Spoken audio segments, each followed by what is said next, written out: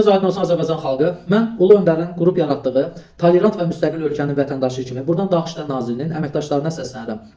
Və ilk öncədən də başda cənab nazirimiz Vilayət müəllim Eyvazov olmaqla bütün Daxışlar Nazirliyinin əməkdaşlarına iş fəaliyyətində uğurlar və nailiyyətlər arzulayıram. Hörmətli Daxışlar Nazirliyinin əməkdaşları, sizə səslənirəm və xahiş edirəm. Bugünkü gün tolerant ölkəmizdə, müstəqil ölkəmizdə hər bir kəsin söz azadlığı olduğu kimi də ateistlərin də söz azadlığı var. Sadəcə oturub canlıda insanlarda qıcıq yaradırlar, ölkədə yaşayan müsəlmanlarda, deyək ki, xristianlarda hər bir dinə təbii ki onlar toxunurlar və onlar Allahın yoxluğunu və Quran-Kərimin boş kitab olduğunu təsdiqləyirlər və orada təbliğatlar aparırlar. Sizdən çox xahiş edirəm bunun qarşısı alınsın. Onların məsuliyyətə cəlb olmağını yox sadəcə o sosial şəbəkələrdə çevik kimi, məhz adını da vurğulayıram, çevik kimi, məsəl üçün güclü bir təbliğat aparan bir insanın sosial şəbəkələrdə, canlılarda insanlarda qıcıq yaradıb və Allahın yoxluğunu, müqəddəs kitabın, Quran-Kərimin boş kitab olduğunu, təbliğatını aparmağın hardasa fəsadlarını siz özünüz də yaxşı bilirsiniz ki, bugünkü gün hansısa bir gənc oturub o canlıya baxıb, dövlətimizin Ali Baş Komandanı 44 gün müharibədən sonra ilk qədəm qoyduğu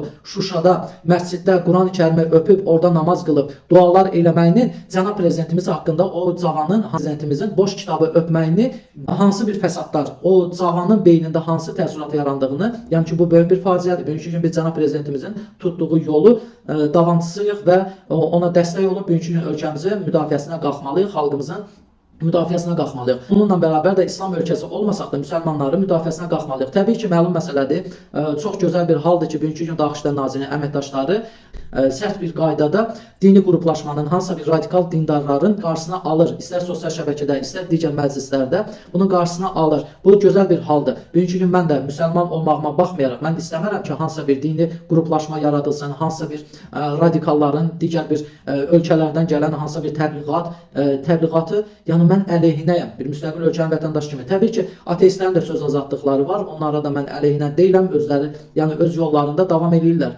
Necə ki, müsəlmanlar hansısa dinsizlərə, Allahsızlara qarşı çıxır, onlar da İslama qarşı çıxır. Təbii ki, bu qarşılıqlı bir münasibətdir və məlum məsələdir ki, bu bugünkü gün ölkədə ateistlərin çoxalmağının da səbəbi müsəlmanların bu ölkədə sünni-şiə davaları, bir-birinin arasında olan konfliktlərə görə də və bunlar gündən-günə çoxalır, İslamı gözdən salan bir əməlləri ilə. Bugünkü gün hansısa bir şirk deyilən əməllər, hansısa bir İslamda, hansısa bir Azərbaycan bayrağını unudub, digər bayraqlar qaldıran bəzi radikal qurumlar, dini qurumlar, yəni ki, bunların mən də əleyhinəyəm, belə deyək. Ona görə də sizdən xahiş edirəm, Daxışlar orqanları, bununla mübarizə aparaq, sizdən çox xahiş edirəm, bu təbliğatların, ateistlərin təbliğatının, digər hansı ki, kriminalgen vəziyyət yoxdur Azərbaycanda, çox şükürlər. Sizlər tərəfindən çünki onun qarşısı alınır. Sosial şəbəkə istifadəçisi kimi həmişə bunlara qarşı çıxmışam, ölkədə olan pozuntular, hansısa bir kriminalgen vəziyyət, hansısa bir dini qruplaşma, bunlara qarşı mən də çıxıram. Müsəlman olsam belə, mən hansısa bir dini qruplaşmaya qarşı çıxıram. Yəni ona görə də Daxışlar orqanları sizdən dönə-dönə xahiş edirəm. Bu çevik kimi hansısa ateistlərin çıxıb təbliğat aparmağının qarşısına alaq. Sizdən dönə-dönə xahiş edirəm. Allah xalqımızı qorusun, dövlətimizi qorusun. Var olun Azərbaycan xalqı. Əlimi Quran-ı Şərifə basaraq and içirəm.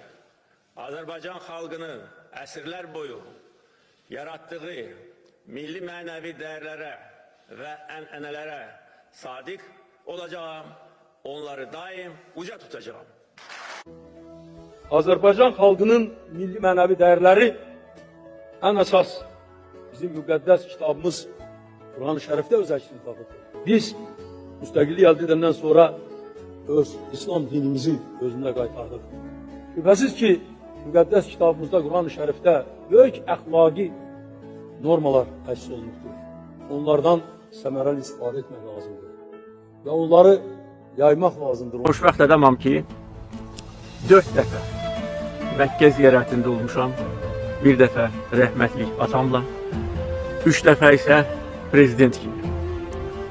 Xoşbəxtəm ki, mən ailə üzvlərimlə bərabər müqəddəs Kəbənin içində dualar etmişəm. Və hər bir insanın ürəyində nə varsa mənim ürəyimdə də eyni duyğular və etdiyim duaların arasında birinci duam torpaqlarımızın işğaldan azad edilməsi idi.